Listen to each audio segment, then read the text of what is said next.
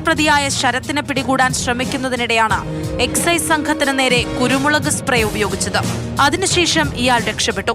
2022 excise സംഘത്തിന് നേരെ ഇയാൾ സമാന രീതിയിൽ ആക്രമണം നടത്തിയിരുന്നു. അതിനുശേഷം കോട്ടയത്ത് ഒളിവിൽ കഴിയുകയായിരുന്നു.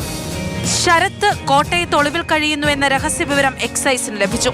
ചടയമംഗലം എക്സൈസ് ഇൻസ്പെക്ടർ രാജേഷിന്റെ നേതൃത്വത്തിലുള്ള സംഘം കോട്ടയത്തെത്തി ബലപ്രയോഗത്തിലൂടെയാണ് ശരത്തിനെ കീഴ്പ്പെടുത്തിയത്.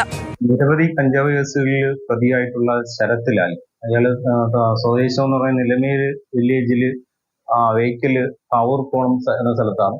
2020 ഇയാളെ എക്സൈസ് പിടികൂടാനുള്ള സമയത്ത്, അതുപോലെ തന്നെ അത് കഴിഞ്ഞിട്ടുള്ള കാലഘട്ടത്തിൽ പോലീസ് പിടികൂടുന്ന സമയത്ത് കുരുമുളക് സ്പ്രേ ഉപയോഗിച്ച് ചെയ്യാൻ രക്ഷപ്പെടുകയാണ് ഉണ്ടായത്.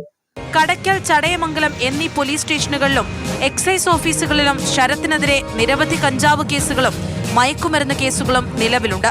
കോടതിയിൽ ഹാജരാക്കിയ പ്രതിയെ റിമാൻഡ് ചെയ്തു.